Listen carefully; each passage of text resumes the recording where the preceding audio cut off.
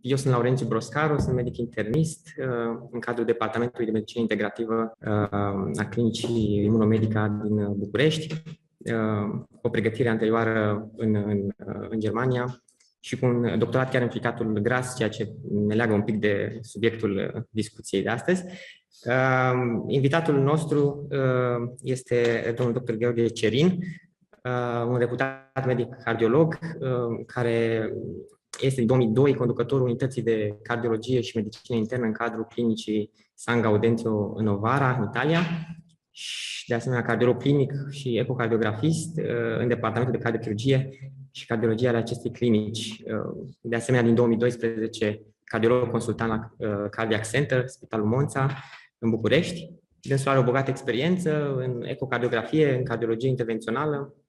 Este și a fost director științific la multiple cursuri organizate pentru cardiologi, cardiochirurgi, anesteziști, în Italia, în România, tutor în programe internaționale de formare profesională în multiple alte țări. Și, de asemenea, dânsul prezintă un interes deosebit pentru abordarea medicală integrativă, pentru prevenție, pentru rolul spiritualității în procesul de vindecare, ceea ce îl face un invitat excelent pentru conferința noastră. Hristos a înviat, domnul doctor. Adevărat a înviat. Bine ați venit la conferința noastră și înainte să începeți, am văzut că titlul conferinței este Pâinea noastră cea de toate zilele și sindromul cardiometabolic. Titlul este foarte ofertant, întâi de toate pâinea care a intrat oarecum în disgrație în ultimele 10 de ani din punct de vedere medical și aici ne punem întrebări dacă cumva pâinea în sine sau probleme sau pâinea de astăzi este altfel decât pâinea de acum mai multe zeci de ani și folosiți de asemenea cuvintele din rugăciunea dumneavoastră, pâinea noastră cea de toate zilele. Cu toții ne întrebăm dacă aceasta poate într-adevăr fi înlocuită cu altceva care să nu fie pâine, ci un alt produs alimentar. O să vă dau cuvântul și vă mulțumim încă o dată pentru participarea la această conferință. Păi, cred că mai întâi trebuie să mulțumesc eu pentru încredere, pentru invitație. Eu cred de fiecare dată când cineva te invită să prezinți o lucrare, un subiect, o temă, în fața colegilor tăi, în fața oamenilor, este de fapt un contract nescris între public și mine, în care eu nu pentru că sunt mai deștept decât media oamenilor. N-aș crede că atunci când primește o temă sau o invitație de genul ăsta, este vorba de deșteptăciunea ta peste media oamenilor din sală, ci de faptul că tu, de fapt, îți iei un angajament așa nescris de a te ocupa un pic de problema aia și de a intra în profunzimea ei, încercând după aia să creezi discuții. Experiența asta a mea cu hrana noastră cea de toate zilele, cu pâinea noastră cea de toate zilele, este o experiență mai veche, pornește de la faptul că pe vremuri am analizat niște cifre, sunt aici de 30 de ani în Italia, cunosc oarecum realitatea comunității românești sau prin meserie intri în contact cu ce se întâmplă în camera de gardă în spital și am avut atunci percepția că avem un număr, un procent înalt de boli cardiovasculare care omoară pe oameni. Am verificat asta atunci și de curând, într-adevăr, cam așa stau lucrurile. 20 și ceva la sută din decesele românilor din Italia sunt prin boli cardiovasculare și mi-am pus problema dacă lucrurile stau așa, cum ajung eu la oamenii ăștia? Cum pot eu să-i avertizez? Sunt oameni, românii din Italia se prăpădeau atunci cu infarct la 46 de ani, acum pe la vreo vârstă de 49 de ani, pe 15 ani medie. Și atunci am zis, păi, e simplu, eu sunt unul singur, dar avem atâtea biserici unde lumea se duce. Și experiența mea de a povesti despre hrană și boală începe în biserică, când am reușit, că oamenii vin la biserică duminica, deci nu totdeauna am suficiente duminici ca să pot să mă împart, dar o fac cu mare dragoste și cu mare plăcere. Astăzi o să vorbim despre metaforic, cum am spus aici, pâinea noastră, cea de toate zilele, adică despre hrană, și despre sindromul metabolic, adică despre boală. În viziunea noastră obișnuită, vedem hrana ca pe ceva pozitiv. Când mă hrănesc, eu îmi încarc această mașinărie complexă biologică cu energie ca să pot să muncesc, să gândesc, să-mi fac viața mea de fiecare zi. Dar noi știm din antichitate că toate lucrurile de pe planeta asta, hrana inclusiv, nu au doar o dimensiune pozitivă, au și o dimensiune negativă. Și atunci, în prezentarea mea de astăzi, o să încerc să dialoghez, să alunec totdeauna între hrana ca o sursă de energie, dar și hrana ca cum să-l tratez eu pe bolnavul cu diabet ca să nu-i fac rău și cum să nu mănânce bolnavul cu diabet ca să-și facă rău. Aici este, sau la fel bolnavul care are obezitate, el trebuie să mănânce, dar ce ar fi mai bine să mănânce el ca să mai scape de kilogramele în plus? Și cum facem la bolnavul care are colesterolul mare? Cum să-l învățăm pe el să schimbe alimentația de așa manieră încât să își controleze sau să scadă nivelul de colesterol fără medicație? Bunul Dumnezeu ne-a creat destul de bine. El era un creator perfect și cred că mașina umană, cum a putut să trăiască 5 milioane de ani fără farmacii? N-am nimic împotriva farmaciilor, dar uneori e bine să ne punem problema dacă nu cumva mașina e capabilă să se gestioneze și fără medicamente. Deci, eu am să vă iau în această călătorie, însă de la rădăcina lucrurilor, de foarte departe. O să vi se pare ciudat, dar am să vă propun să vorbim despre hrană și despre soare, energia solară și chiar să facem și niște calcule, așa, nu de calorii neapărat, de câtă energie termică, solară, introduc eu în corpul meu. Elemente de termodinamică. O să fie partea de început, o să vi se pară puțin cam ruptă de realitate, dar nu cred că se poate altfel schimba judecata noastră. Și v-am pus aici hrana ca sursă de energie, pentru că noi, obișnuit, când mâncăm o ușoare, zicem, de acolo mi-au proteinele și mi-au și colesterol, aoleu, o să crească colesterol. Când mâncăm pâinică, luăm de acolo și hidrocarbonați și vitamine și antioxidanți și fructoză de la fructe și așa mai departe. Dar noi uităm și nu ne punem problema că, de fapt, tot ceea ce mâncăm noi este, de fapt, din vina soarelui, care trimite energie solară pe planetă și din vina plantelor această energie solară și din vina clorofilei această energie solară este stocată pe planetă. Știți? Este o mare... Noi avem două sisteme vii pe planeta asta. Plantele și noi, animalele, adică și furnicile, și porumbeii, și peștișorii, toți suntem niște animale. De fapt, regnul animal pe planetă trăiește pe spatele regnului vegetal, pentru că noi nu suntem capabili să folosim direct energia solară. Dacă mie mi-este foame și mă așez așa la soare, nu-mi trece foamea. Mă ciudat, dar nu-mi trece. Și nici la furnici nu ne trece, și nici la fluturi, și nici la păsări. Pentru că noi folosim, cum ați văzut aici, energia solară captată de către plante. Deci ele sunt cele care captează energia solară și o transferă mai departe la noi. Nu se mișcă ecranul, de ce? Se mișcă. Câtă energie solară ajunge pe planeta asta? Păi, cum vedeți aici la ecuator, chiar 300 și ceva de wați, pe care plantele, prin fotosinteză, o captează, combină niște dioxid de carbon din aer, niște apă din teren și formează glucoză. Asta este o reacție fantastică. Asta este cheia vieții. Dacă plantele n-ar fi capabile să stocheze asta, viața n-ar putea exista pe această planetă.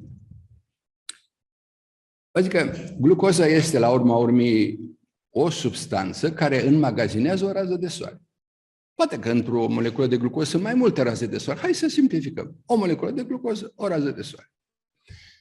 Eu, când voi face prezentarea mea de astăzi, nu o să mă refer la... Este ceva neregulă cu prezentarea mea. Nu pot să mă refer la glucoză din punctul de vedere strict biochimic. la formula chimică a glucozei. Eu am să mă refer într-un mod ceva mai generalizat. Dacă noi nu suntem în stare să sintetizăm, nu putem ajunge la rădăcina lucrurilor. Și o să mă refer la glucoză din punctul de vedere, nu am rezolvat, din punctul de vedere, să zicem așa, termodinamic. Adică nu o să fac deosebire între hidrocarbonați, glucoză, fructoză, zahăr, amidon, galactoză. Ele sunt pentru viziunea noastră de astăzi, ca să ajungem la rădăcina lucrurilor, haideți să le vedem ca forme chimic diverse, dar sunt forme de energie solară, sunt forme de raze de soare.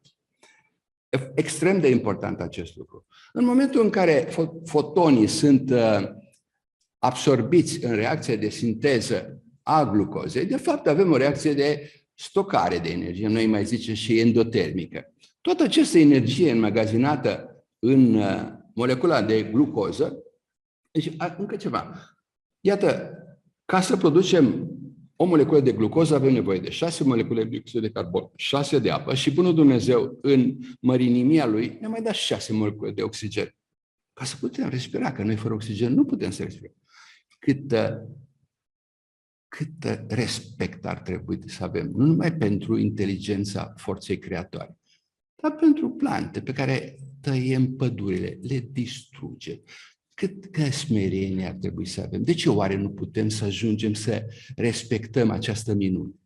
În orice caz, glucoza respectivă, dacă o punem în prezența oxigenului, nu oriunde, dar în interiorul celulelor umane, are loc o reacție reversibilă, exotermică.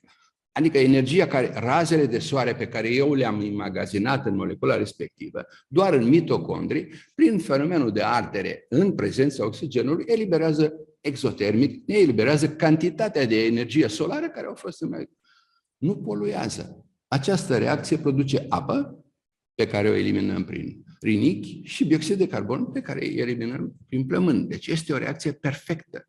Nu are poluare. Știți, folosim energia solară într-un randament fantastic. Aș vrea să vă spun că, de fapt, glucoza este nimic mai mult decât combustibilul universal al mașinii umane. Noi trăim din raze de soare. Intră în corpul nostru sub formă de măr, de pâine, de cartofi, dar sunt raze de soare. Știți? Extrem de important. Și glucoza are funcție de combustibil. Sunt unele organe care pot să mănânce nu numai glucoză, dar creierul meu, organul cel mai important al ființei mele, mănâncă doar zahăr. Poate să consume strict insulină. Și atunci, hai să facem și două calcule, că așa v-am promis să facem termodinamică. Câtă energie solară se stochează într-un gram de glucoză? Aici s-au făcut calcule și ne-au spus cei de la biochimie că într-un gram de glucoză plantele stochează 4 kilocalorii. E mult? E puțin? Nu știu să vă spun dacă este mult sau este puțin, am uitat să dau drumul ăsta, dar știu că plantele de bine de rău funcționează, deci foarte probabil că această cantitate este suficientă, cantitatea de energie. Însă, plantele sunt sisteme biologice fixe, au rădăcini, stau în pământ, nu se mișcă. Ce se întâmplă cu regnul animal care trebuie să se miște? Va fi suficientă doar această cantitate de 4 kilocalorii pe gramul de substanță? Să vedem ce soluție a găsit creatorul mai departe. Celulele noastre toate, ca să poată să funcționeze, au nevoie de oxigen. Și oxigenul intră în celulă prin difuzie, concentrație mai mare afară și intră în celulă. Nu trebuie să fac nimic. Celula însă, ca să funcționeze, are nevoie de benzină, de combustibil. Acest combustibil numit glucoză, razele de soare ajunse în corpul meu sub formă de glucoză, nu intră prin difuzie în celula umană. Am nevoie de un transportator activ, care are un nume, se numește insulină. Dacă eu nu am insulină, nu mănânc. Creierul meu nu funcționează. Aceasta este o cheie. Glucoza și insulina sunt două chei față de care noi nu putem să le despărțim între ei sau nu putem să vorbim despre hrană fără să înțelegem că există o cheie foarte strânsă între insulină și glucoză. Și dacă e să mă gândesc așa, nu trebuie să mă mir că diabeticii sunt oameni obosiți. Pentru că dacă el nu are cheie să-i deschidă ghișeul prin care intră glucoza, cum poate să funcționeze creierul lui? Ce pretenție pot să am eu dacă el nu are combustibil, benzina, cu care nu mai vorbesc că funcționează și ficatul, și rinichiului, și cordului, dar creierul lui organul care conduce toată mașina, dacă nu mănâncă, oare pot eu să am pretenții de la mașina asta? Haideți să ne întoarcem la oile noastre și să vorbim de bateriile solare, că astea sunt plantele de fapt. Sunt niște baterii solare. Ele stau la soare și magazinează energia solară pe care o stochează sub formă de glucoză. Le putem și clasifica dacă vreți. De exemplu, cea mai joasă formă de baterie solară sunt frunzele, salata. Atât de puțină că poți să mănânc, nu simt gust de glucoză când mănânc salată. Creatorul s-a gândit că dacă vine iarna și eu o să mănânc doar salată, s-ar putea să nu rezist. Și atunci, spre toamnă, ne-a dat o a doua sursă de baterii solare, mai consistentă, care sunt fructele. Și mai târziu, adică acum vreo 20.000 de ani, mintea noastră creativă a descoperit cerealele, care sunt molecule de glucoză foarte strâns legate între ele.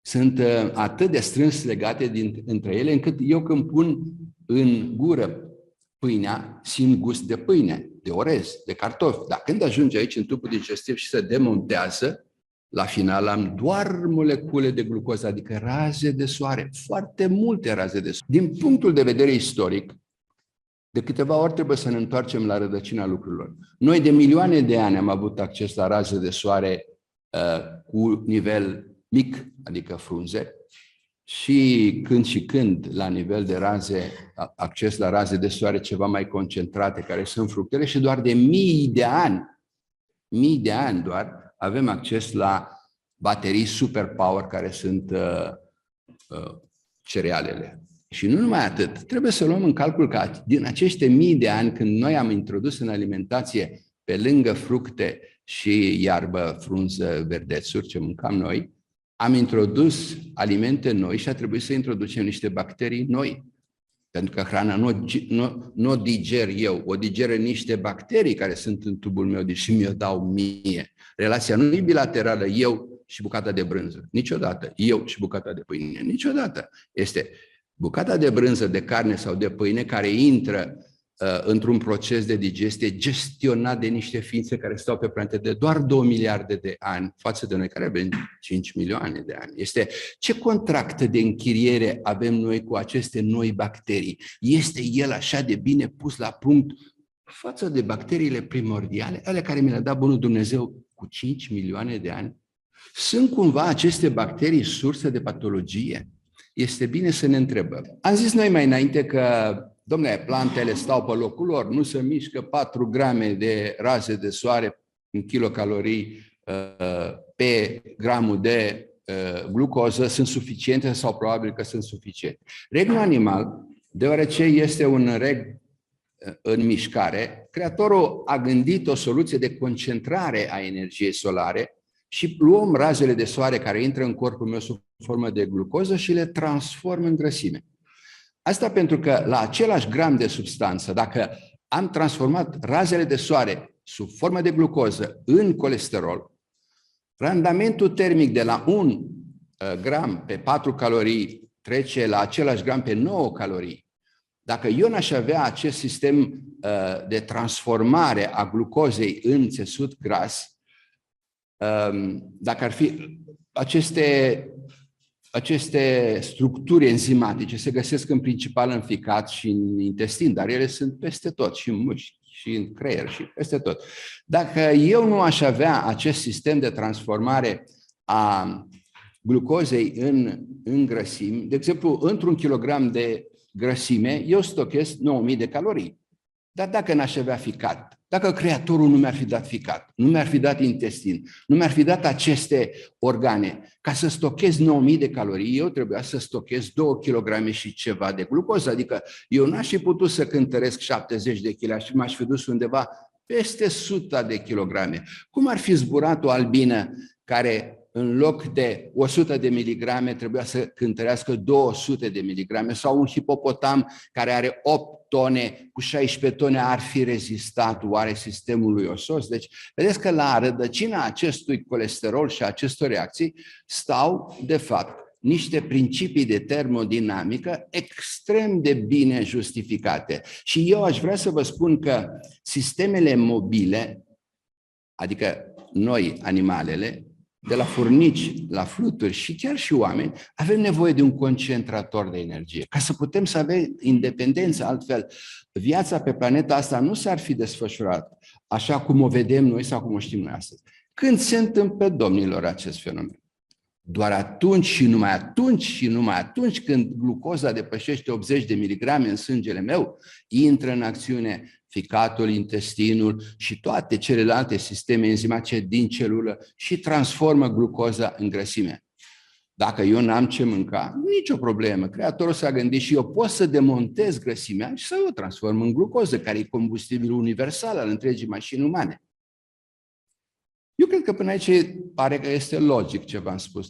Nu vi se pare bun. Cine face, domnilor, acest?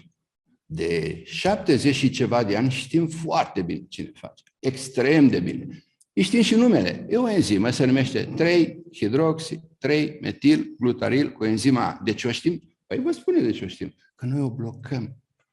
Avem statine și o blocăm. Dăm rozuvastatină, așa îmi spun ghidurile. Dacă mi se întâmplă ceva la un bolnav și eu nu îi dau, Doamne ferește, statine, și se întâmplă ceva, poate să fie complicat. Oare e singura soluție? Dacă lucrurile stau așa, noi trebuie să ne întrebăm, nu? De ce oare v-am adus eu cu toată teoria asta atomoleculară până aici? Pentru că e cazul să vă spun că la 100 de miligrame de colesterol pe care eu am în țesutul meu gras sau în arterele mele, doar 3/4 vine din glucoză. Și numai o treime vine din șunca pe care eu mănânc, din untul pe care eu mănânc, smântâna sau cârnații pe care eu mănânc. Wow! Cum adică? Colesterolul meu 3/4, da. Colesterolul meu este transformarea razelor de soare de niște sisteme enzimatice, să zicem în principal din ficat și din intestin, în energie de rezervă, într-o substanță cu un randament termic mult mai bun. Și am zis, la început a fost verbul, cum ne zice în Biblie. Verbul înseamnă gândire, înseamnă cuvânt, înseamnă înțelegere.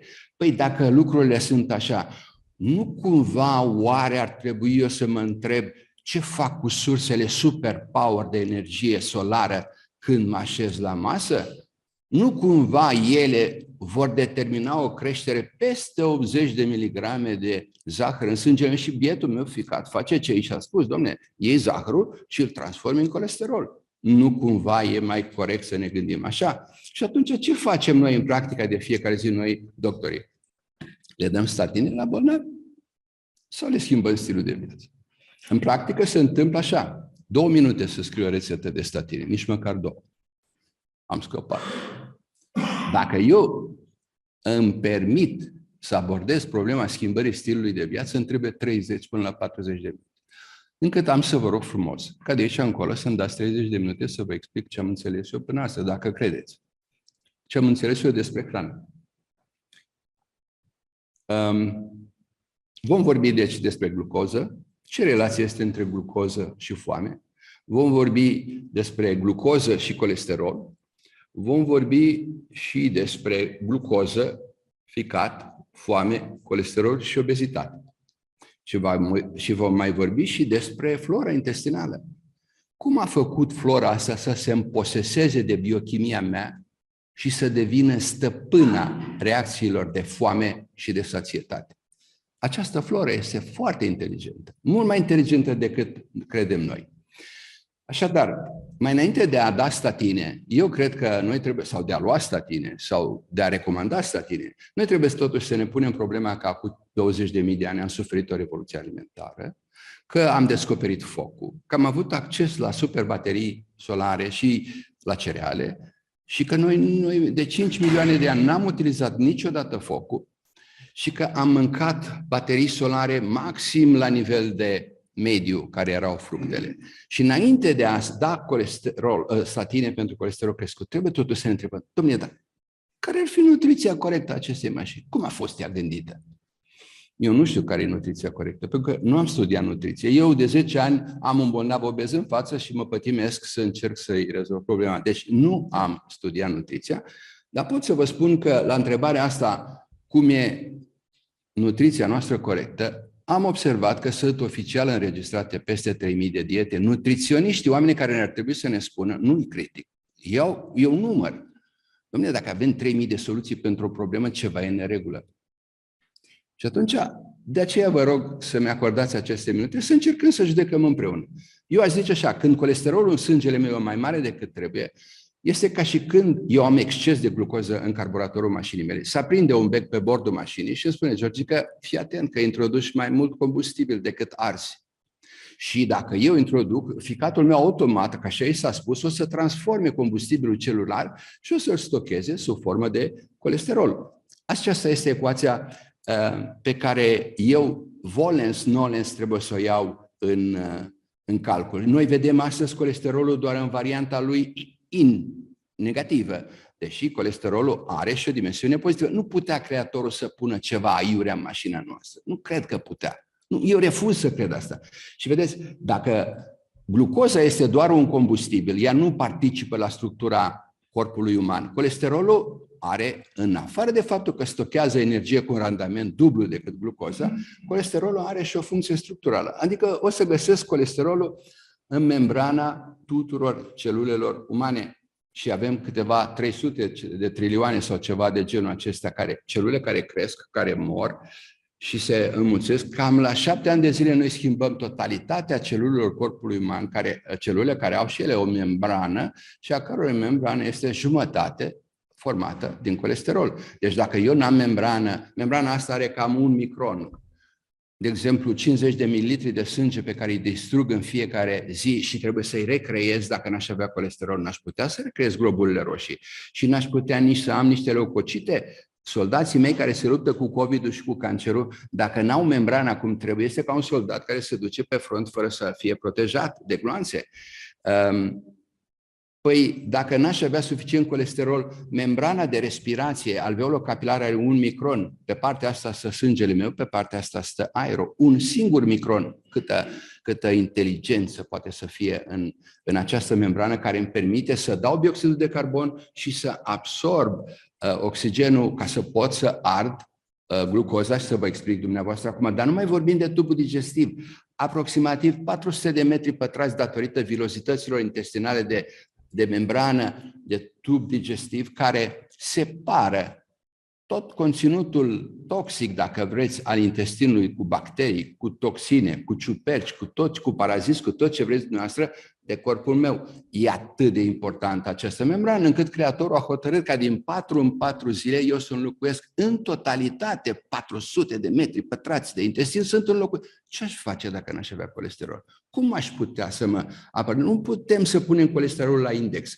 Colesterolul este retina cu care eu mă uit la dumneavoastră și dumneavoastră vă uitați la mine. Este membrana sistemului meu olfactiv, este membrana sistemului meu auditiv, este membrana creierului meu, dacă vreți, și membrana creierului meu intestinal. Acolo unde se află creierul nostru emoțional, acolo se produce serotonina noastră.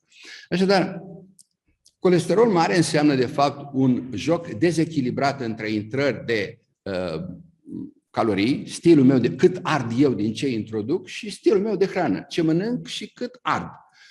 Când suntem tineri, nu e o problemă că suntem dinamici, dar dacă ajungem așa pe la vârsta asta, cam care sunt eu, e greu să pui pe bolnav să facă parașutism ca să poată să-și ardă cantitatea de hrană, de glucoză, de raze solare pe care o introduc în șantier. Și atunci mie îmi rămâne ca soluție să le recomand un stil corect de alimentație. Și eu mă descurc la fix, pentru că am 3000 de soluții și le dau 3000 de soluții.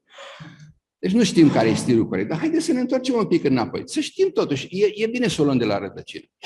Dacă planeta asta, într-o oră, a apărut tot ceea ce este viu pe planetă, noi avem mai puțin de 1 minut de când suntem aici. Acest 1 minut înseamnă probabil ceva în jur de 4 milioane, 5 milioane de ani, în care carburatorul, metabolismul mașinii umane a fost montat, demontat, ajustat, astfel încât în sala aceasta noi suntem prototipul aproximativ 100.000 de perfecționare din mașina umană și noi trebuie să ne întrebăm ce făcea, ce mânca această ființă. Spuneam mai înainte, când vorbeam cu Părintele Balman, că noi am fost o ființă nomadă. Extrem de important detaliu. Dacă eu eram nomad, înseamnă că nu mâncam la fel în fiecare zi. Mâncam ce găseam și în fiecare zi schimbam alimentația. Și dacă eu schimbam în fiecare zi, aveam floră bacteriană extrem de diversă. Deci extrem de important faptul că eu am fost nomad și că mâncam în fiecare zi altceva. Și ce mâncam? Păi nu puteam să mănânc decât ce găseam, fructe, rădăcini, semințe, puțină carne. Dacă aș fi fost carnivor, aveam canini mai dezvoltați. Parcă nici dumneavoastră și nici eu nu. Deci am mâncat noi carne, dar de câte ori invitam iepurii și fazanii și mistreții la grătar, au avut un prost obicei și au spus nu, de aia noi nu suntem un carnivor. Asta este paleodieta noastră pe care am schimbat-o noi în urmă cu aproximativ 15-20 de mii de ani, când din nomazi am devenit sedentari, când am început să creștem cereale, am mai crescut și niște animale pe acolo, am dat de lapte, am dat de derivate de lapte, am dat de creier, de data asta o carne mai grasă și am început să gătim. Foarte important acest detaliu. Noi suntem un animal care a mâncat mâncarea crudă. O fie asta va avea vreo relație cu kilogramele în plus, vom vedea mai târziu că ceva trebuie luat în calcul. Deci am făcut o revoluție alimentară cu 20.000 de ani, despre care nu se vorbește, dar așa este, nu putem să spunem altfel. Și în această revoluție alimentară, în afară de grătirea hranei, noi trebuie să spunem că am introdus cereale, trebuie să spunem că am introdus lactate, am introdus și un pic de alcool, am introdus și sare, că n-am mâncat sare multă, și mai nou am pus și niște pesticide ca să fie rețeta complet. Și am mai făcut ceva. Am schimbat combustibilul. Și întrebarea este, dacă eu am schimbat combustibilul, carburantul, ce s-a întâmplat cu carburatorul? Ce s-a întâmplat cu metabolismul meu? Și ce s-a întâmplat sau ce se întâmplă cu flora intestinală? V-am mai spus, cu noi chiriași pe care i-am introdus în tubul digestiv. Ce contract de închiriere? Am semnat eu un contract, l-am pus eu bine la punct cu aceste animăluțe pe care le-am introdus acolo? Așadar, dacă glucoza este energia supremă, este raza de soare care îmi permite mie să vă povestesc acum și dumneavoastră să vă concentrați, haideți să intrăm un pic mai la rădăcina lucrurilor, să analizăm ceva mai în profunzime ce se întâmplă cu glucoza, care este combustibilul number one și unic pentru creierul meu. De aici aș zice eu să pornim. Dacă ar fi să reprezint glicemia, eu probabil că am acum o glicemie 100, sper că și dumneavoastră la fel ca să mă pot concentra, deci am o cantitate de raze de soare suficientă, că dacă n-am nu sunt convingător. Omul din preistorie, ăla erbivor, mânca toată ziua și probabil că glicemiile lui n-avea cum să fie sus. Dar nici nu scădea foarte mult, că mânca, nu făcea nimic altceva. N-avea ceas, n-avea servici, n-avea, știți? Și mânca o hrană crudă. E atât de importantă glucoza pentru ființa umană, încât Creatorul mi-a dat niște semnale biologice prin care mă anunță dacă glicemia scade. Există, dacă glicemia ajunge undeva pe la 70 sau poate 80, există un semnal biologic pe care îl cunoașteți cu toții și care se numește foame. Și face foame. Deci mașina spune, băi, nenică, ia tu, du-te și caută niște raze de soare că nu mai funcționează. Dacă eu, scoate din depozit dacă are în depozit, dar dacă eu dintr-un motiv oarecare nu mănânc, păi mașina e bine dotată de semnale biologice. Adică, în afară de foame, încep la un dat să transpir și dacă nu mănânc în continuare și ajung pe la 40, încep să tremur. Și dacă ajung pe la 30 sau 35, sunt în confuzie și semplicemente intru în comă dacă ajung la 20, pentru că bibilica mea, nemai având combustibil, nu mai funcționează. Am ajuns la fundul rezervorului de funcționare al mașinii umane. Vă zic că ăsta este mașina noastră și așa a fost ea gândită. Haideți să ne întoarcem și să vedem ce se întâmplă în momentul în care noi am trecut la alimentația asta care o considerăm normală și care este normală, dacă vreți, dar comparativ cu ce am fost, nu putem să nu ne punem problema ce se întâmplă în momentul în care eu mă hrănesc cu biscuiți sau cu pâine sau cu orez sau cu ciorbă, dacă vreți, cu oricare din alimente. În momentul în care noi am gătit și am adus cereale în alimentația noastră, cantitatea de raze de soare a fost imensă. Deci glicemia mea nu mai este în jur de 100, se duce în sus. Și noi nu avem niciun semnal biologic dacă glicemia mea ajunge la 160 sau la 200. Dar stresul oxidativ, gradul de toxicitate al glucozei este atât de mare încât Creatorul a zis la 180 glicemia este aruncată afară din mașina umană de aparatul renal ca nu cumva eu să mă intoxic. Deci glucoza din yang devine yin. Deci eu trebuie să fiu atent de așa fel încât să nu ajung la 180. chiar dacă mănânc prăjituri, ar fi bine să nu ajung la 180, că venind deja peste 130, glicemia începe să nu mai fie o sursă de energie, începe să fie o sursă de energie cu o anumită toxicitate, să-i spunem așa. Și atunci, haideți să forțăm un pic lucrurile, că tot așa trebuie să împingem lucrurile un pic mai, nu zic la extrem, să exagerăm un pic ca să înțelegem ce se întâmplă cu cele 3 mese ale zilei. Când eu mănânc de dimineață de obicei pâinică, unt și gem, când mănânc un pic de pâine sau de pastă la prânz și niște cartofi seama sau orez. Deoarece cantitatea de raze solare este mare, glicemia crește foarte mult. Automat mașina mea, fără să mă întrebe, descarcă foarte multă insulină. Insulina nu face altceva decât să ia glucoza, deschide ghișeul și mă pune în celulă. Și mă pune o insulină descărcată stă 5 ore în circulație. Deci, eu timp de 5 ore voi depozita. Dacă depozitez-o, ce face odată ajuns în celulă? Glucoza, peste 80 de mg, se transformă în masă grasă. Știm deja, aici suntem academicieni. Problema este că insulina asta, care rămâne multe ore, dă hipoglicemie și mi se face foame. Și deși știu că înainte eu am mâncat și am mâncat bine, e foame.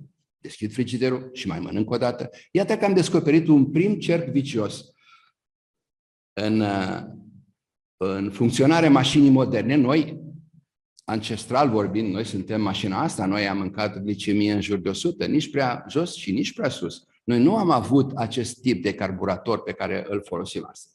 Și atunci e bine să sedimentăm bine acest concept. Multă insulină în circulație înseamnă obezitate și foame. Deci eu ca doctor sau eu ca bolnav, dacă vreau să nu fie foame și dacă vreau să nu devin obez, îmi trebuie un aparat cu care să măsor cantitatea de insulină de la mâncarea care m-a așezat să mănânc. E logic, nu? Adică dacă mă așez în față și am, 6 feluri de mâncare, care din astea va descărca mai puțină insulină ca să nu fac obezitate și să nu fie foame? Păi acest aparat a fost descoperit, este un concept, prin anii 1980, cum vedeți aici, la Toronto, niște cercetători au studiat viteza de absorpție a zahărului din diverse alimente, pe unitate de timp, pe 2 ore. Și atunci, alimentele cu absorpție lentă, hidrocarbonații lenți, sunt cele pe care le vedeți aici, cum vedeți, de la morcov și la ardei și, fructe. Și alimentele care se absorb rapid sunt ceea ce vedem de la pâinică, la orez sau la cartofi. Dacă ne uităm cu atenție, alimentele gătite se absorb rapid și alimentele care nu au fost gătite au un indice glicemic mai scăzut, o viteză de absorpție mai scăzută.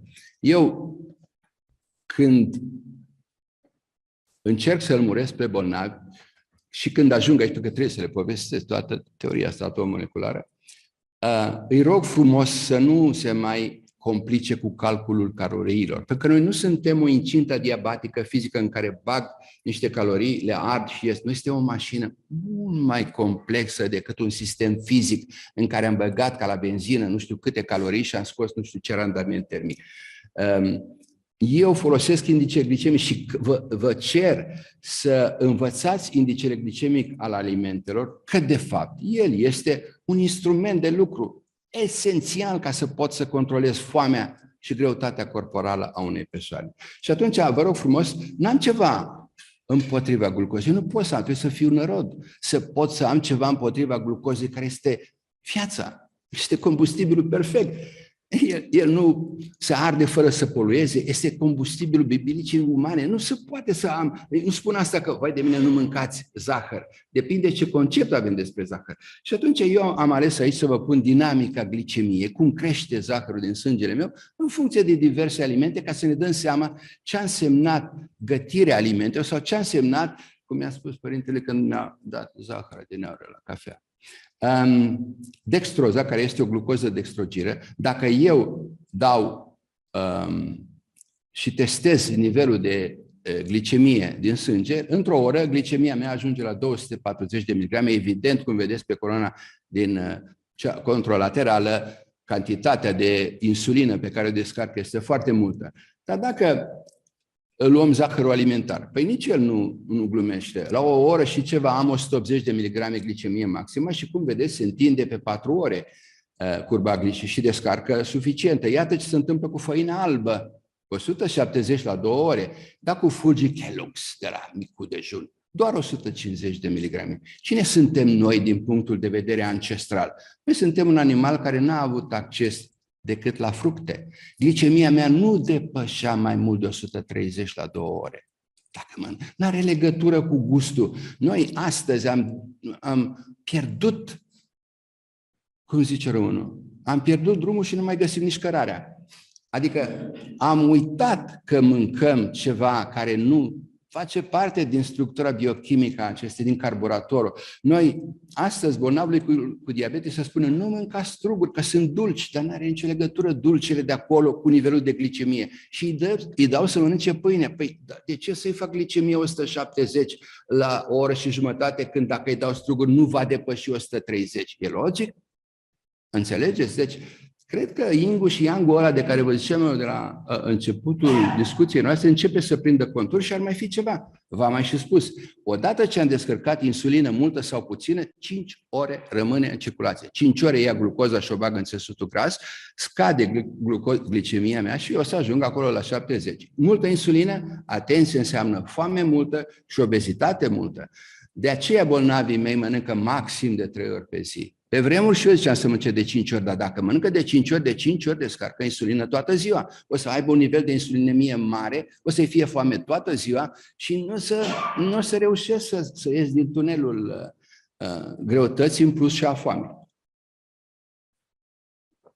Nu putem să vorbim de glucoză fără să nu abordăm problema diabetului. Până aici e complicat? E logic? Mulțumesc. Nu putem să nu abordăm glucoza și să nu vorbim de diabet. Diabetul este în România și în Italia, e cam tot așa. Prevalența bolii este la 100 de locuitori, cam 11. Necazul este că ăștia sunt ăia diagnosticați. Noi nu vedem decât vârful icebergului, știți? Pentru că este o boală subestimată, nu numai de bolnavi. Clasa medicală greșește. Și eu am greșit de atâtea ori, deci nu e vorba. Deci, dar noi trebuie să știm. Și o să vedeți unde este și cheia. Mayo Clinic e cea mai faimoasă clinică privată din lume și zic așa, domnilor, noi avem o întârziere diagnosticăm bolnavul cu 7 ani întârziere. Cei mai faimoși, nu la noi, nu, că noi suntem deștepți. De așa fel încât 25% din acești bolnavi au deja complicațiile standard ale diabetului. Știți, ca să nu greșim sau să greșim mai puțin, trebuie să ne aducem aminte că în afară de raze de soare, eu trebuie să am insulină la dispoziție ca să pot să nu fac diabet. Și problema insulinei este că fiecare momentul nașterii primește de la părinții lui un cec pe care scrie Georgica Cerin, îi dau 6 miliarde de molecule pentru toată viața mea. Sigur că dacă eu mă apuc și consum alimente cu multe raze de soare, această insulină se va consuma și eu o să transfer energia solară sub formă de grăsimică. Deci, diabetul are ca stradă, ca anticameră, obezitatea.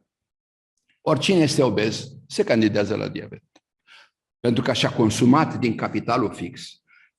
Obezitatea astăzi este o boală în explozie. Nu trebuie să ne mirăm, nu numai la adult, este și la copil în explozie. Pentru că noi avem multe raze de soare la dispoziție. Nu gândim așa, dar așa este. Deci nu trebuie să ne mirăm. Este în explozie inclusiv în țările astea care n-au ce mânca.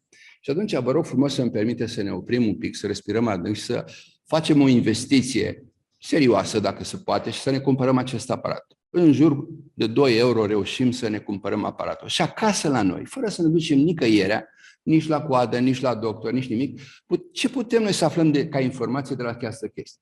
Păi aflăm așa, că dacă eu mă măsor la nivelul umbilicului și sunt de sex feminin și depășesc 80 de centimetri și sunt în faza a doua a vieții, eu știu că am risc mai mare de a face boli cardiovasculare. Iar dacă sunt un bărbat și am 94 de centimetri, se va întâmpla același. Dacă cumva însă ajung mai mult, 88 la femei sau 102 la bărbați, apoi atunci începem să vorbim de sindromul cardiometabolic. Adică mai la început cred că o să-mi crească din tâi tensiunea arterială. Și zic, doamne doctor, știți, acum eu sunt puțin cam obosit așa și am tensiune cam mare. Eu înainte n-aveam, nu. Pe urmă ne uităm la glicemie și începe să fie 99, 102, 105. Cu puțină răbdare, glicemia asta se va transforma în diabet, bineînțeles. Avem colesterolul mai mare, avem tipul ăla de colesterol protectiv mai mic, avem uneori acidul uric mai mare. Și dacă noi vrem să luptăm și mai bine și investim de 10 ori mai mult și ne cumpărăm și acest aparat tot acasă la noi, fără să ne ducem să facem coadă la doctor, apoi putem să judecăm mult mai bine mașina umană. Asta este o cheie de judecată.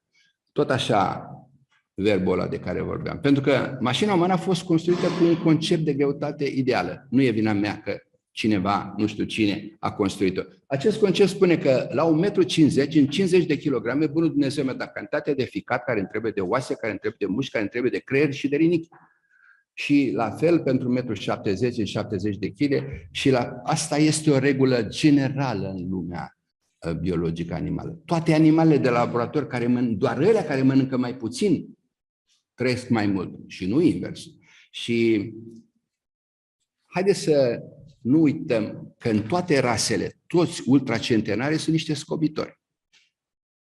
Haideți să nu uităm de asemenea faptul că Yoshinori, profesorul acesta din Japonia, în 2016 a luat premiul Nobel pentru că a demonstrat că postul negru este regenerativ.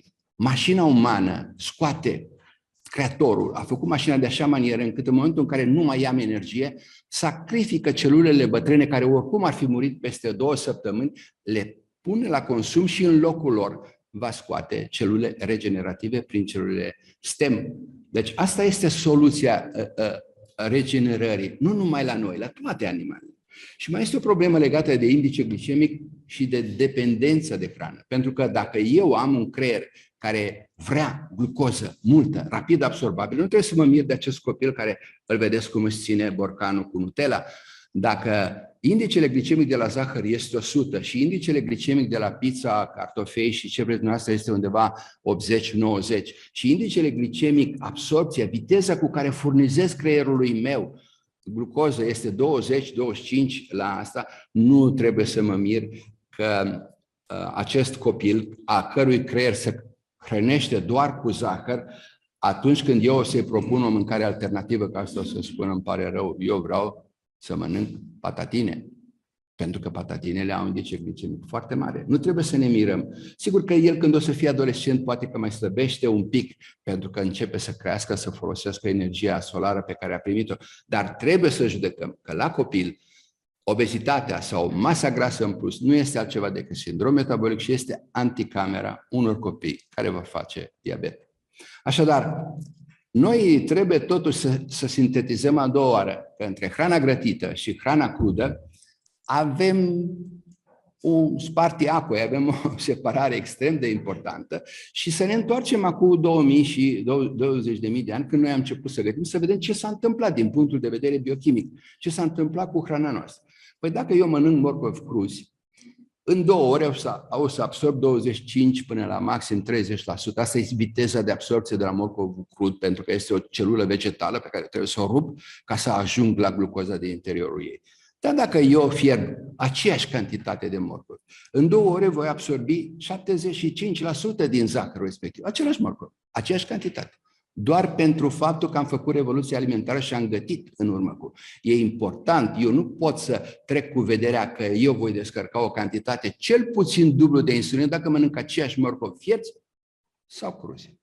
Foarte important, mi se pare mie. Și să știți că dacă mâncăm și salată de varză, varza crudă are 25-30, iar varza aia la Cluj, casiola, cum îi zic italienii, e bună pentru că are indice 80-85, nu e de mirare că ne place. Iar dacă vom mânca, să zicem, cartofii fieți în coajă și răciți, coaja servește ca suport ca să recristalizeze amidonul, deci îi fierb și îi răcesc. Dacă îi mănânc așa, au indice glicemic ca la mere, 40, nu absorb mai. Dar dacă îi fac chips, peste 90. Deci ficatul meu, sistemul meu, carburatorul meu nu reușește să separe zahărul de cartofii la cuptor. Și nu trebuie să mă mir. În afară de asta, am zis noi că o să ne ocupăm un pic de dependența de hrană și de flora asta nouă, modernă, pe care am introdus-o noi în tubul digestiv. Și v-am pus aici o analiză făcută pe o bacterie numită Prevotella și avem în dreapta, coloana din dreapta, profilul de... Prevotella are 4 tipuri. Și în dreapta avem tipul de Prevotella să fac analize din scaun, putem să facem prin analiza de ADN, să fac recensământul florei intestinale pe care eu o am în interiorul intestinului. Și iată, aveți aici oameni din Etiopia, din Ghana, din Tanzania și aveți dispersia acestei Prevotella la oamenii care mănâncă într-un stil alimentar neindustrializat, cum sunt țările acestea, și Prevotella din sistemul nostru, celor care am trecut la o alimentație, să zicem. Când am schimbat hrana, noi am schimbat flora intestinală și aș vrea să vă duc la Ioții, care este o mumie naturală descoperită undeva la granița dintre Italia și Austria. A căzut în gheață și a înghețat acolo și au luat și au analizat flora intestinală a lui Ioții și au comparat-o cu ceea ce mai era, niște coproliți, niște materii fecale fosilizate de vreo 2000 de ani. Iată că Prevotella era dominantă la aceste 3 tipuri de materii fecale și la Ioții și au făcut studiul ăsta pe care l-au publicat în 2019 și au analizat 22 de țări cu stil de alimentare occidental, comparativ cu 7 țări din 4 continente în care stilul alimentar este cum era pe vremea lui bunica mea, să zicem așa, ca să simplificăm lucrurile. Și rezultatul este acela pe care vi l-am prezentat de la început. Am repetat diapozitivă ca să vă sensibilizez. Noi am scos din circulație unele bacterii cu care Bunul Dumnezeu ne-a dotat în existența noastră primordială, bacterii cu care am avut un contract de funcționare extrem de bine pus la punct. Și nu este adevărat să judecăm relația dintre mine, consumator de hrană, și bucata de pâine, de carne sau de brânză din fața mea. Pentru că nu este așa. Relația, v-am spus-o de la început, este o relație trilaterală. Eu mănânc brânză, altcineva, o ființă vie, o demontează și îmi dă mie tot ceea ce înseamnă proteine sau toate, și calciu și tot ce mai doriți dumneavoastră. Deci este o relație trilaterală. Noi trebuie să judecăm așa că, de fapt, când ne așezăm la masă, puțină hrană consumăm pentru corpul uman. Vă asigur. Faceți postnicul și o să vedeți. Noi mâncăm pentru noi, dar mâncăm pentru microbiomul nostru, că el a învățat strada. El a învățat cum să îmi controleze senzația de sațietate, cum să îmi controleze senzația de foame. Nu ține cont de câtă masă grasă am eu, raze solare în depozit. Nu, pentru că el vrea să trăiască, are miliarde de ani, e mult mai inteligent decât mine, acționează direct pe creierul meu.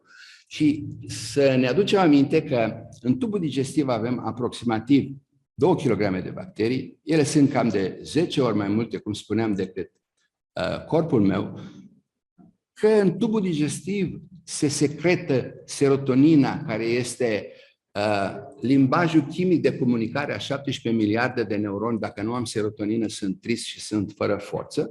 Și am să vă dau un exemplu publicat, cred că acum 2019, parcă, în care în țările de jos s-a făcut o analiză de floră intestinală la vreo 1050 de persoane. S-a făcut, costă cam 500 de euro analiza. Și s-au făcut recensământul florei intestinale la aceste persoane. Ce au observat domnii ăștia? Este din 2019, da.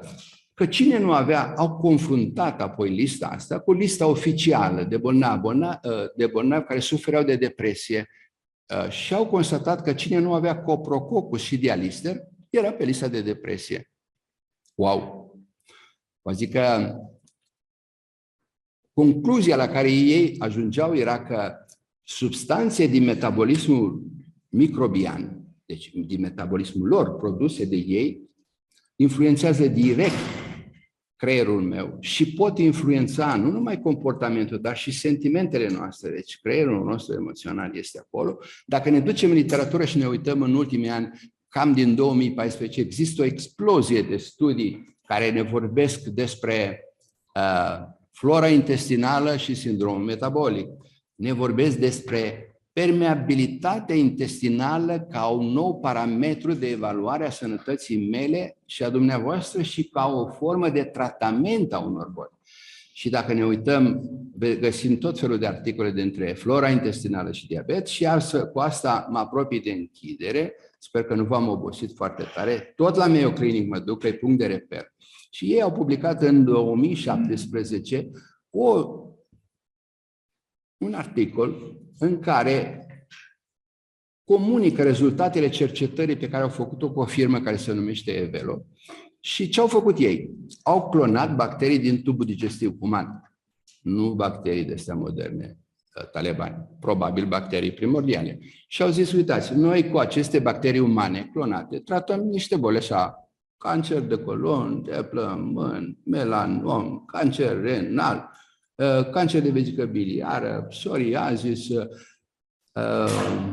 dermatită atopică, diabetul de tipul 1, ăla simplu, nu? Păi scleroză multiplă, boală simplă, Alzheimer, nu e nicio problemă, Parkinson, anxietate, schizofrenie, malnutriție și tot așa. Vă zic că eu cred că avea dreptate Hipocrate când acum 500 de ani înainte de Iisus a zis toate bolile noastre încep în intestine. Pentru că el a avut probabil acces la informația primordială și s-a referit cu siguranță, după părerea mea, la bacterii. Când fac această prezentare, bolnavii mă întreabă, bine, domnul doctor, dar pe ce facem atunci? Ce mai mâncăm? Putem să mâncăm pâine? Păi, cum să nu mâncăm pâine? Este zahăr rapid absorbabil, îmi trebuie pentru bibilică, îmi trebuie pentru masa musculară. Dar dacă eu am peste 94 sau mai ales peste 102 sau peste 88 și mănânc pâinică, nu o să fac decât să continui să mă îngraș. Și la proteine, între carne, între brânză și... Păi, peștele este alimentul cel mai complet, pentru că are omega-3, acele grăsimi esențiale pentru multe membrane celulare și mai ales pentru membrana cerebrală. Și la grăsimi, între unt și grăsimi vegetale, e de luat în calcul în primul rând grăsimile vegetale, pentru că ele au omega-3, iar la lichide, între apă, bere, țuică și vin, eu cred că vinul este un antioxidant, este o rază de soare care a popozit într-un bob de struguri și de acolo ajunge într-o sticlă fără conservant și rămâne viu și 100 de ani. Nu cred că am descoperit nimic, pentru că cineva, acum 2000 de ani, ne-a zis pâine, pește, untul de lemn și vin. Aș încheia prezentarea mea cu acest proverb chinezesc care ne zice așa, vrei să mănânci mult? Mănâncă puțin. Așa vei trăi mult și vei mânca mult.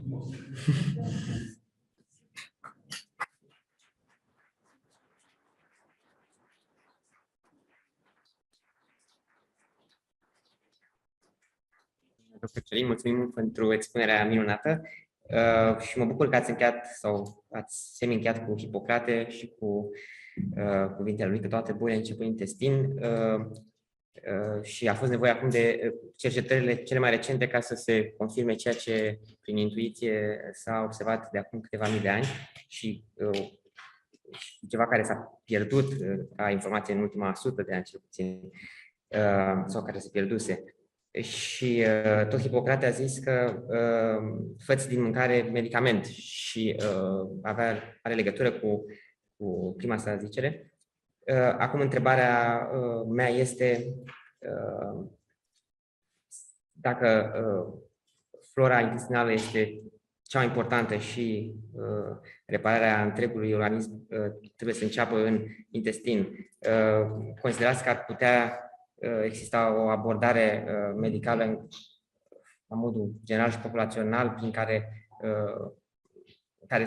care acesta să fie scopul principal de a repara întâi flora intestinală și apoi a lăsa lucrurile să se dezvolte de la sine? Păi flora intestinală este cea care gestionează hrana pe care eu o aduc în șantier. Deci eu am o minte eu trebuie să știu că Biblia începe cu, la început a fost verbul, adică eu trebuie să cunosc. Și dacă eu cunosc, să știți că în opinia mea, între hard și soft, între minte și corp, mintea e mai puternică decât. Doar că mintea mea a fost deturnată de flora bacteriană. Acolo s-a întâmplat. Și asta cred eu că este o eroare. O să vă arăt, dacă vreți, ce variantă de ce soluție am încercat eu să găsesc pentru bolnavi. Eu nu pot, dacă cineva se droghează, îi spun, dom'le, de mâine nu te mai droghezi. Nu funcționează. Și atunci eu le dau 2 mâncăruri cumva către stilul nostru, nu au legătură cu caloriile. Mănâncă cât vrea bolnavul. Și îl las o dată pe zi să mănânce drogul lui.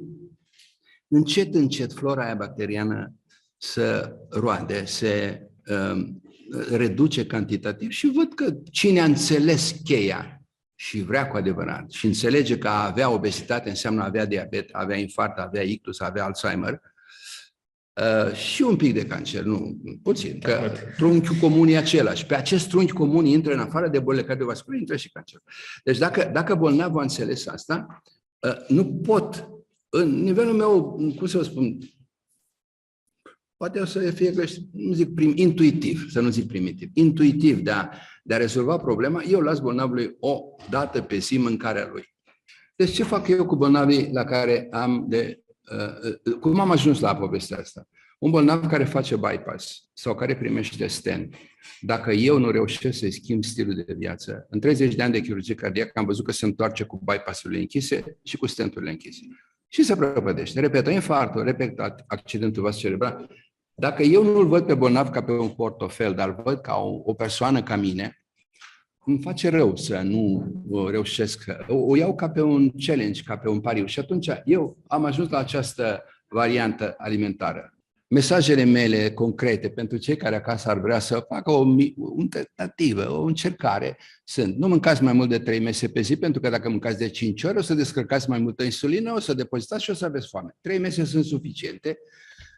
Mâncați de vreme, cât mai devreme, ca să faceți fasting, ca dacă închid fereastra mea alimentară, dacă începe la ora 8 sau 9 și o închid la ora 5 de după amiază, de la 5 de după amiază până mâine nu mănânc, fac fasting. Domn profesor Yoshinori, cu regenerarea, el a demonstrat că, deci, e bine să mâncăm de vreme și puțin seara, dacă se poate.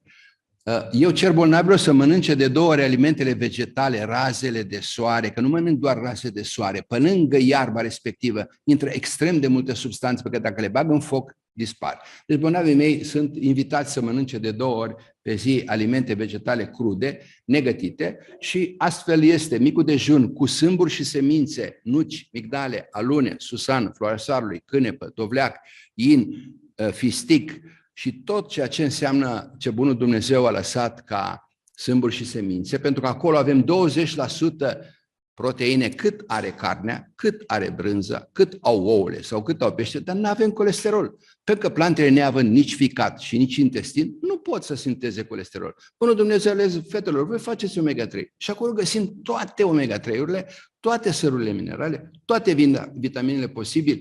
Deci nu, este un aliment complet. Și dacă eu mănânc 100 de grame de nuci de dimineață, nu e foame toată ziua. Asta este cheia slăbirii. În momentul în care eu intru în șantier cu tot ce trebuie, de la săruri minerale, vitamine, proteine și omega-3, șeful de șantier nu mai cere nimic în cursul zilei. Ce lipsește la micul dejun? Îmi trebuie glucoză pentru masa cerebrală și o iau nu din pâinică și nu din brioș. Nu este indice glicemic prea mare. O iau dintr-un fruct de sezon, un pumn de cireșe, un pumn de struguri, un măr, ce știu eu.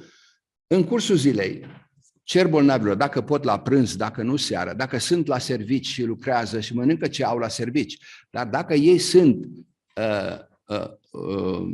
oriunde ar fi ei, își împart prânzul sau cina, de așa fel încât să aibă în vedere o mâncare negătită, vegetală, adică noi am fost un erbivor. Deci eu cer o găleată de salată, nu o porțioară de salată. Și nu cred că este corect să mănânc salata cu pâine dacă sunt obez. Dacă sunt parașutist, mănânc 7 pâini odată. Dar dacă eu am masă grasă deja și am 102 în talie sau am o femeie de sex și am 88, ce să fac cu pâinea aia? E o eroare. Sigur că e bună, nu discutăm asta, dar n-are ce căuta și eu trebuie să mănânc și să nu-mi fie foame. Deci, salată, pun ulei și pun din nou semințe, multe, cât mai multe semințe. Și această salată, fără să cântăresc nimic, îmi cumpăr o balenă și încep să mănânc din ea, cât vreau, până ca jos. Înțelegeți? Sau ouă, sau carne, sau brânză. Nu cântăresc proteina de origine animală. Mănânc pe săturate. Știți? Și pentru că știu că bolnavul este dependent, îi dau o ieșire. Știți? El are în cursul zilei ori prânzul, ori cina, mâncarea lui preferată. Că dacă nu îl las așa, se simte bastonat, se simte pedepsit și nu face 2 săptămâni, 3 săptămâni și zice, domnule, nu pot, am încercat, nu merge. Știți? Deci, o dată pe zi, dacă el a mâncat nuci multe de dimineață, nu poate să mănânce orez mult. Și nu poate să mănânce nici paste multe, pentru că s-a săturat deja. Mâncați dumneavoastră 100 de grame de nuci. Cât mai multe nuci de dimineață. Știți? Asta ar fi mesajele mele. Mulțumim mult. Alte întrebări? Hristos a înviat. Sau de cam Adevărat a înviat. Sau zice cam greu ce zice Părintele Diacon, încerc să presupun ce ar fi vrut să spună. Innanzitutto, buonasera, Eccelența, buonasera tutti, bună seara tuturor, Doamne ajută, Hristos a înviat și bine ați venit, bine ne-am întâlnit, că ați venit de mai de mult la această conferință europeană de medicină și spiritualitate. Cred că e potrivit și cuvenit ca în calitate de gazde să-l invităm întâi pe Părintele Arhiepiscop catolic al Milanului să adreseze cuvântul de salut, având în vedere că este oaspete, să zicem, de seamă al nostru, eu fiind totuși gazdă și nu oaspete, după care o să intervin eu. Atât, să zicem, să-i mulțumesc pentru salut, dar și să zic câteva cuvinte participanților la conferință. Preasfinția voastră, avem onoarea să avem în această perioadă un congres european ce privește relația dintre medicină și spiritualitatea creștină și de această inițiativă Părintele Pompiliu, care este protoiereul și paroc la Monza, a vorbit deja cu ocazia Paștelui, atunci când ați salutat comunitatea românească de acolo și ținem să vă informăm că aceste lucrări ale noastre se desfășoară deja de câteva zile și se vor termina peste 2 zile. În această întâlnire avem personalități deosebite din domeniul medical și teologic, psihologic și psihiatru. Unii vin din România, de la mari instituții academice, dar și din alte țări, din Italia, din Austria, din Franța și din Belgia, din Bruxelles. È un onore per noi per essere qua a questa conferenza europeana di spiritualità e medicina. Este o onoare pentru noi să fiți în mijlocul nostru la această întâlnire ce privește spiritualitatea și medicina. Vi ringraziamo per la vostra presenza nel mezzo della nostra comunità, anche dei partecipanti a questa conferenza. Vă mulțumim pentru prezența din partea noastră și a membrilor participanților la această conferință. Vi lasciamo parola a lei. Și vă dăm cuvântul. Grazie, do il benvenuto a voi. Do Vă mulțumesc, vă salut pe toți. Questo momento io ho desiderato essere presente per salutare voi e salutare coloro che sono collegati. Am dorit să fiu prezent aici pentru a vă saluta și pe cei care sunt legați online. Ho desiderato questo quando il padre mi ha informato durante la celebrazione della Pasqua di Am dorit questo să convegno. fiu prezent în mijlocul dumneavoastră atunci când am participat la celebrarea slujbei de Paști. Il primo motivo per cui sono venuto è proprio per dire la fraternità che ci unisce. Primul motiv pentru care am dorit să fiu aici este frățietatea care ne unește. Nella diocesi di Milano i rapporti che abbiamo con la comunità rumena ortodossa sono sempre stati molto buoni. În Episcopia sau Curia de Milano, raporturile pe care le avem cu comunitatea românească sunt foarte bune.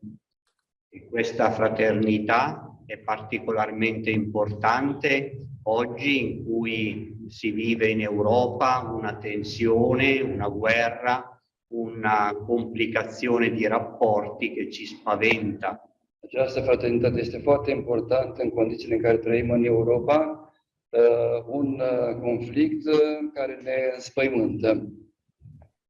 Questo è il primo motivo della mia presenza, Acesta este primul motiv al prezenței mele, per rendere sempre più cordiali, fraterni e costruttivi i nostri rapporti. pentru a avea cordiale și raporturi constructive.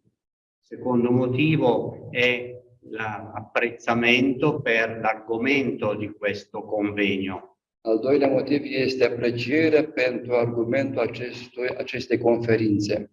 Il rapporto tra spiritualità e medicina Raportul între spiritualitate și medicină è un tema che è diventato di attualità nei nostri ospedali. este o temă care a devenit de foarte mare actualitate în spitalele noastre.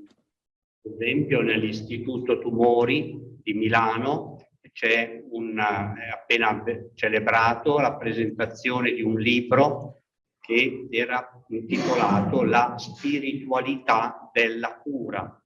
De exemplu, în Institutul de Tumori care există la Milano a apărut o carte care se numește Spiritualitatea vindecării. Questo libro Această carte è stato scritto da un prete di Milano e da un psichiatra. Această carte a fost scrisă de un preot din Milano și de un psihiatru. E lì c'è una ricerca scientifica sul vantaggio che rappresenta per i malati di cancro l'avere una speranza, una spiritualità. Și acesta este un avantaj pentru cei care sunt bolnavi de cancer, adică spiritualitatea în vindecarea celor care sunt bolnavi. Questo è soltanto un particolare nel tema più generale. Aceasta este doar un aspect particular din tema generală. Ma l'interesse del vostro convegno è più generale perché ricorda a noi italiani la necessità di ricostruire una alleanza tra spiritualità e medicina. Pentru noi italieni este foarte important de a construi o relație între spiritualitate și medicină. Infatti in Italia, in genere in Occidente, c'è stato un grande sviluppo della medicina e un regredire della pratica spirituale. În Occident și în Italia a fost o dezvoltare a practicilor medicale, dar un regres în privința practicilor spirituale. Perciò la dimensione spirituale dell'uomo è stata ignorata come se non avesse niente a che vedere con la cura delle malattie. Aspectul spiritual al omului a fost ignorat ca și când nu ar avea nicio legătură cu vindecarea omului.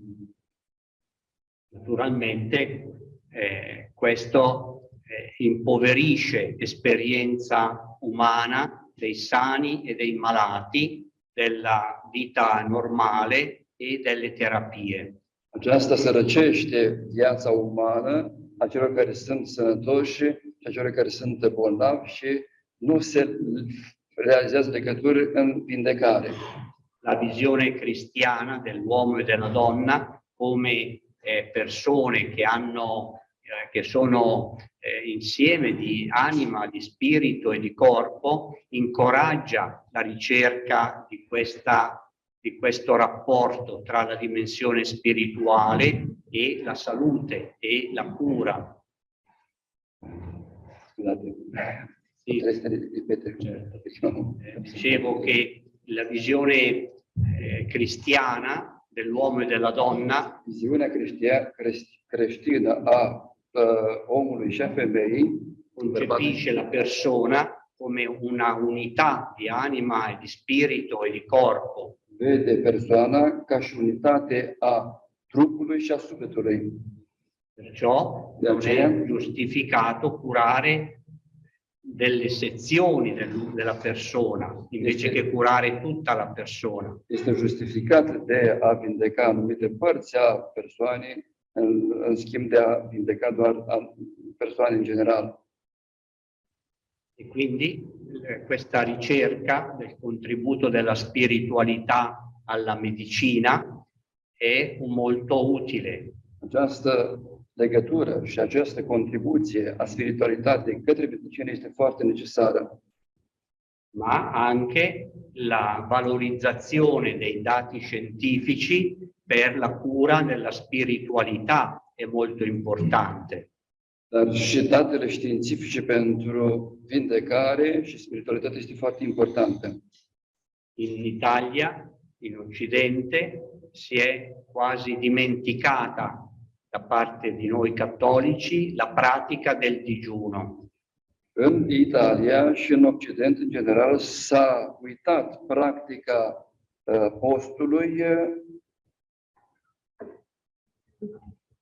La pratica del digiuno, che era molto importante per la tradizione religiosa, invece nella nostra Chiesa è quasi del tutto dimenticata. Deci, practica aceasta a postului era cândva foarte importantă, dar acum a fost aproape total uitată în Italia, dar și în Occident. Praticamente il digiuno è scomparso e sono entrate nell'uso comune le diete come semplice attenzione materiale al benessere fisico.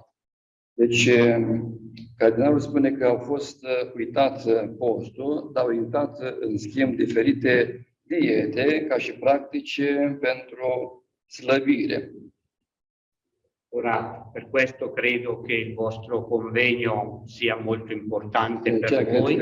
Această conferință este foarte importantă pentru voi. Però forse ancora di più sarebbe importante per noi che possiamo imparare questa ricostruzione dell'unità della persona, cui è importante la preghiera come l'alimentazione, il movimento come il silenzio, la contemplazione come l'attività caritativa, la divinizzazione come frutto della chiamata di Gesù a seguirlo. De asemenea, va fi foarte important pentru voi, dar și pentru noi să reluăm practica postului, contemplarea, spiritualitate și tot ce înseamnă acest drum pentru a merge către Dumnezeu. Ecco, perciò vi ringrazio e vi auguro.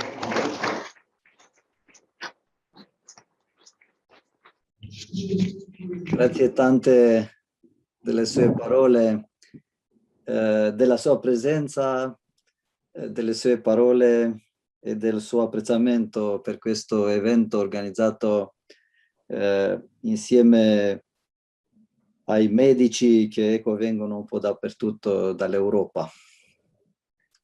Așa, cine traduce? Sau să traduc tot eu? ringrazia per la sua presenza. Scuzați. Mulțumește pentru prezența Sfinției sale și transmite toate cele bune și respectul dânsului. Con suo permesso vorrei rivolgermi quindi ai partecipanti, innanzitutto ai medici, ai nostri sacerdoti e poi a quelli che ci seguono in romeno, e prego uno dei nostri sacerdoti di fare la traduzione accanto a lei.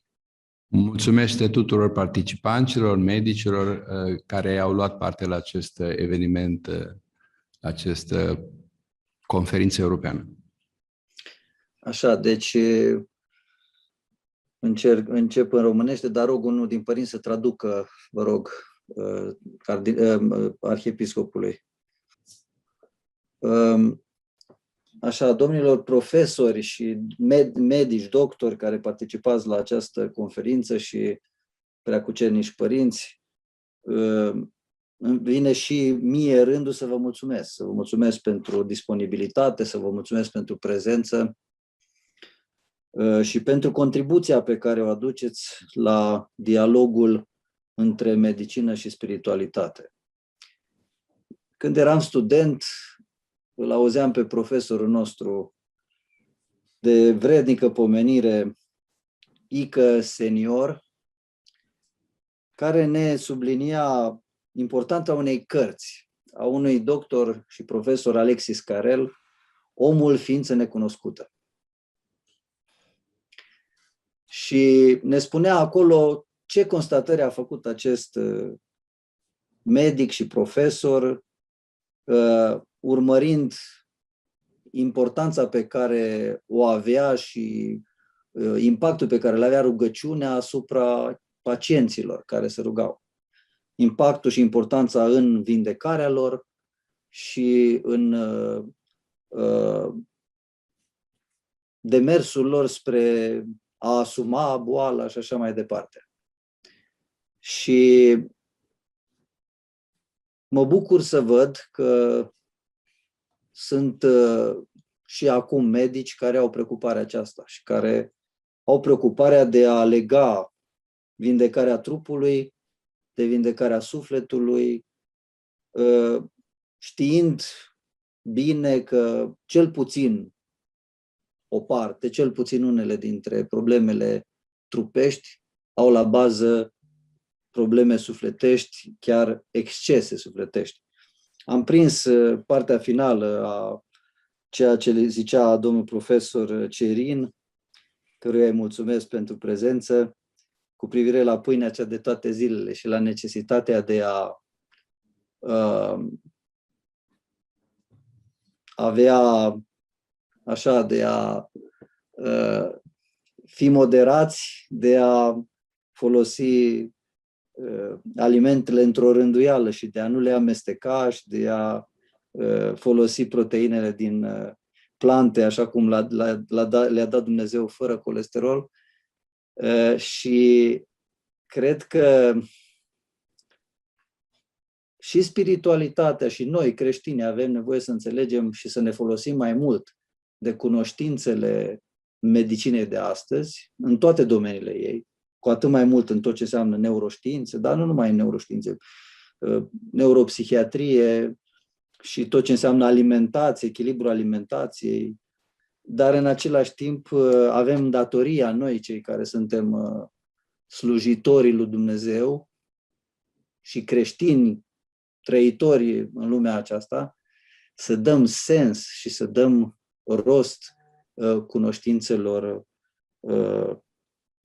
științei și la tot ceea ce știința a câștigat ca experiență și ca cunoaștere. Închei cu amintirea unui îndemn și a unei preocupări pe care o avea Mircea Eliade. Cred că în ultimul interviu făcut de domnul Paul Barbă Neagră la Paris, prin anii 80, înainte să moară, și care era îngrijorat și în același timp lansa un apel către cei care sunt teologii, care sunt cunoscătorii credinței, care sunt trăitorii credinței, subliniind importanța și responsabilitatea pe care o avem ca și creștini și cu atât mai mult ca și dascăli sau învățători în biserică, de a da sens tuturor cunoștințelor pe care le dobândește cercetarea științifică. El vorbea acolo inclusiv de tehnologie și îi vorba aici inclusiv de tehnologie. Pentru că oftalmologul de azi nu mai are aceleași mijloace de a investiga un ochi cum avea altă dată și așa mai departe. Dau un singur exemplu. Prin urmare, dialogul, așa cum îl faceți domniile voastre de când ați început această a doua sesiune a conferinței europene de medicină și spiritualitate, este o cale cum nu se poate mai bună pentru a aduce aport comun la mai binele celor care trăiesc în zilele noastre, celor din jurul nostru, celor care caută să-și înțeleagă propria suferință, celor care caută să înțeleagă cum să trăiască mai normal, mai natural, folosindu-se de mijloacele științei pe care știința le pune la dispoziția lor. Mă opresc aici, nu am de gând să intru în conferință cu argumente mai să zicem așa, mai elaborate, ci doar închei prin a vă mulțumi. Mulțumesc Monsignorului Arhiepiscop de Milano, care, iată, a fost prezent în mijlocul nostru. Mulțumesc încă o dată domnilor profesori, doctori prezenți acolo de față sau online și tuturor celor care v-ați ostenit și vă osteniți în spatele cortinei ca această întâlnire să fie o reușită. Și vă felicit de pe acum. Vă felicit pentru cele împlinite și vă felicit în alb, anticipat, pentru că ați avut și aveți dorința de a lua asemenea inițiative și de a participa la ele. Dumnezeu să vă binecuvinteze, să vă bucure pe toți.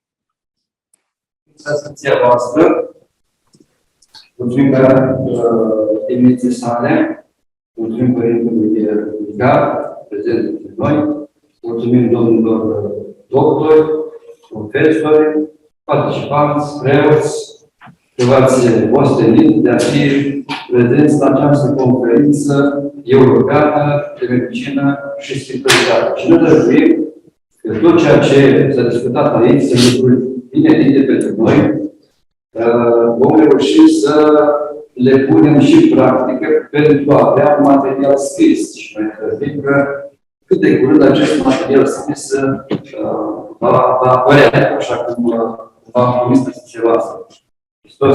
Mulțumim încă o dată domnului profesor, domnului doctor Gheorghe Cerin pentru prezentarea excepțională pe care a făcut-o.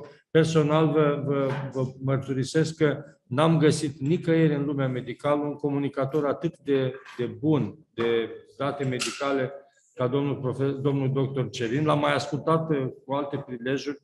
Mi se pare absolut formidabil capacitatea lui de a comunica publicului larg lucruri care țin de medicină. Este un vorbitor excepțional în zona aceasta. Mărturisesc că nici în profesorat n-am întâlnit o persoană care se poate explica lucruri complexe cu atât de multă naturalețe și de iz de poveste, în așa fel încât să ne implice și pe noi.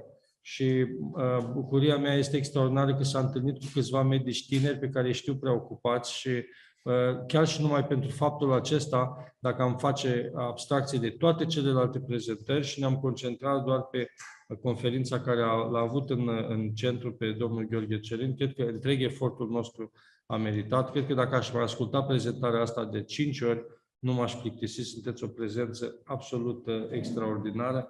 Vă spun cu toată dragostea, mi-ar fi fost frică să vorbesc atât de frumos despre dumneavoastră dacă aș fi fost femeie căsătorită. Dar așa pot să spun lucrurile la liber. Aplauze pentru domnul profesor.